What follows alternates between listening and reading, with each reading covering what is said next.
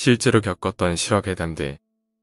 첫 번째 이야기, 강원도의 여고괴담. 대학교 처음 입학하고 나서 MT였던가요. 술을 진탕나게 먹이시는 교수님을 피해 저는 시차방으로 들어갔습니다. 사실은 술 먹기 싫은 분들의 피난처가 맞는 표현이지만요. 아직 새내기였던 저는 친한 동기라 선배도 없고 외국인 유학생들로 바글바글했던 그 방에서 멀뚱멀뚱 앉아만 있었죠. 무료하게 시간을 보내는 것이 아까워 주위를 둘러보니 마침 친한 동기의 누나가 방에 들어오는 겁니다. 이미 면식이 있었기에 간단하게 통성명을 한 후 심심하니 무서운 얘기라도 하자라고 제안을 했습니다. 서로 몇 가지의 이야기인가를 나눈 후에 그녀가 자신의 모교 이야기를 꺼냈습니다. 가물가물한 기억 속에서 몇 가지를 끄집어내어 말해봅니다. 첫 번째로 그녀는 자신이 귀신을 자주 보는 편이라고 말했습니다. 특히 학교에서 자주 보는데 모습을 드러내는 귀신도 많지만 대부분 장난을 많이 친다고 하더군요. 오밤 중에 받을 리 없는 전화를 받거나 경비 초소에서 경비 아저씨처럼 서 있는다거나 비 오는 날 복도를 뛰어다니는 꼬마 아이가 나중에 알고 보니 그게 귀신이더라 하는 것들이요. 볼 때는 모르지만 보고 나서 조금 뒤에 현타가 온답니다. 한 번은 친구와 함께 학교에 놔둔 물건을 찾으러 왔더랬죠. 친구만 들어가고 자신은 친구가 무서울까봐 계속 전화 통화를 했다고 합니다. 친구가 시간이 지나도 안 나와서 그녀는 친구에게 어디쯤인지 물어봤다고 합니다. 지금 3층 전신 거울 앞에 서 있어 라고 답했죠. 그 여고의 3층에는 전신 거울이 없습니다. 그녀는 무심결에 전신 거울이 없다는 것을 말해버렸습니다. 현타가 온 친구는 미친 듯이 그곳을 뛰어내려왔답니다. 마치 여러 명이 동시에 뛰는 소리가 났을 정도로 열심히 뛰었더래요. 내려와서 경비 아저씨와 만나 안정을 찾고 정문으로 나와 그녀를 만났습니다. 경비 아저씨가 정문까지 바래다주고 자기는 혼자 정문으로 나왔더랍니다. 그리고 집으로 가던 도중에 동기 누나는 하나를 더 깨달았는데 그날 경비 아저씨가 아파서 병가를 냈던 날이었던 거죠. 평소 경비 아저씨와 친했던 그녀였기에 틀릴 수가 없었는데 말입니다. 그런 친구를 정문까지 바래다준 경비 아저씨는 대체 누구였던 것일까요? 두 번째로 그 여고는 구관과 신관이 있다고 합니다.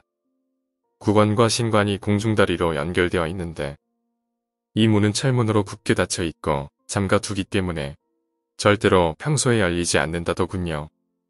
그런데 구관을 철거하게 되어서 그 철문을 개봉해 놓은 적이 있었습니다.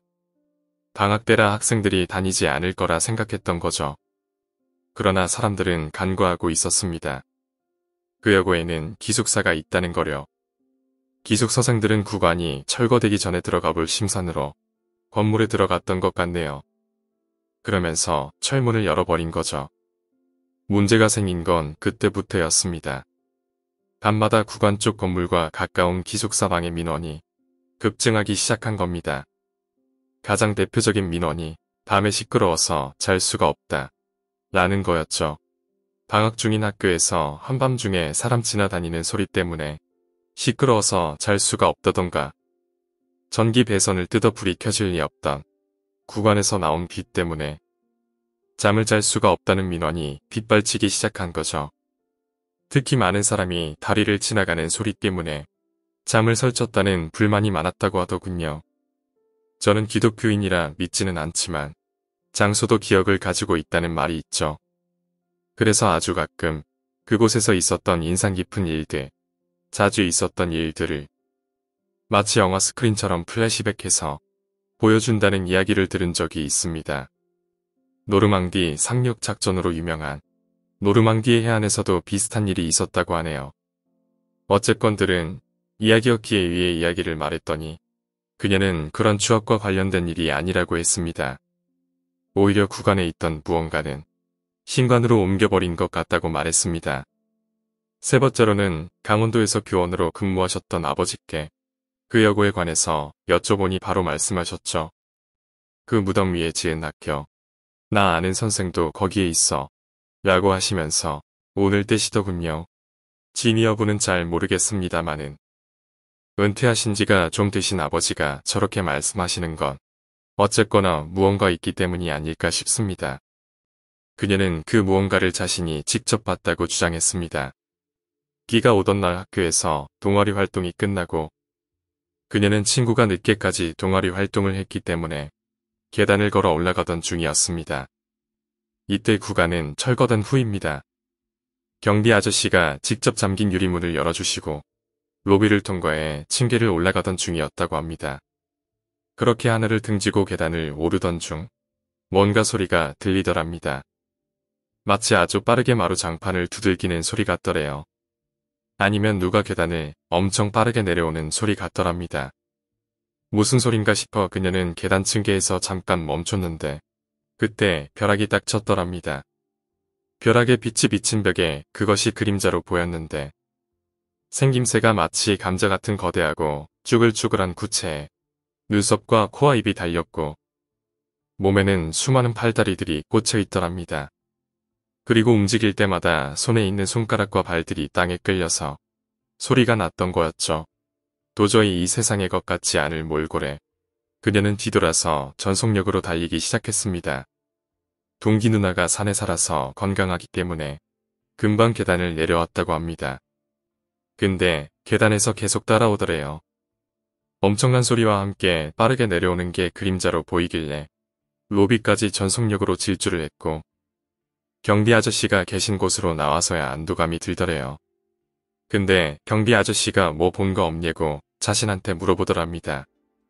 지금 왜 다들 전화로 자기를 부르냐고 하시면서 말이죠. 그녀의 말로는 많은 사람들이 그것을 봐서 어쨌건 학교 전체 경비가 강화됐다고 하더라고요.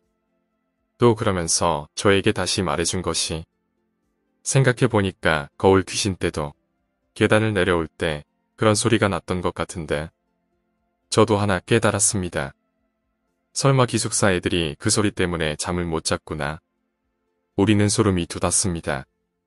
두 번째 이야기, 강원도의 계곡. 오래전에 친구들하고 계곡에 놀러 갔습니다. 강원도 쪽이었는데 사람도 거의 없고 물도 안 깊어서 근처 민박집으로 가서 방부터 잡았습니다. 민박집 주인이 할머니였는데 인상도 좋으시고 말도 잘하시는 겁니다. 저희도 재밌고 해서 이런저런 얘기하는데 할머니가 밤에 계곡에 절대 들어가지 말라는 겁니다. 예전부터 사내 아들이 계곡에 많이 빠져 죽었다고. 그래서 여기 마을에는 여자가 남자보다 많다는 겁니다. 여자가 빠지면 계곡 허리 쪽에 배 터져 나오는데 남자가 빠지면 그대로 실종된다고 하네요. 뉴스 보면 계곡에서 익사해서 죽었다는 얘기 많잖아요. 또 할머니 세대는 남아선호사상 그런 것도 있고 그래서 그냥 알겠다고 하고 대수롭지 않게 생각했습니다. 계곡 가서 수영을 하다가 삼겹살도 구워 먹고 한참 놀았습니다.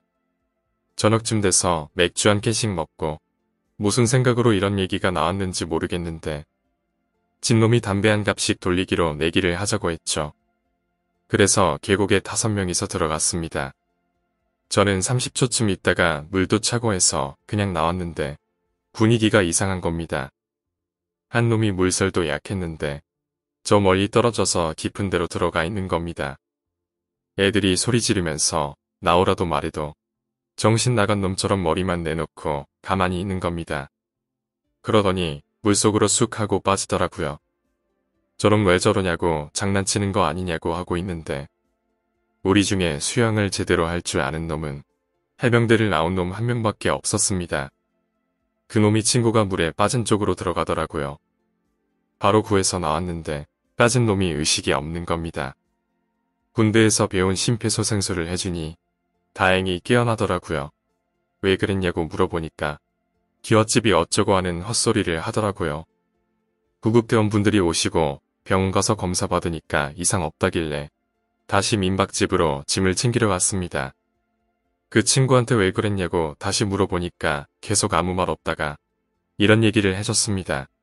잠수하려고 물속에 들어가니까 어디서 부르는 느낌이 들었답니다.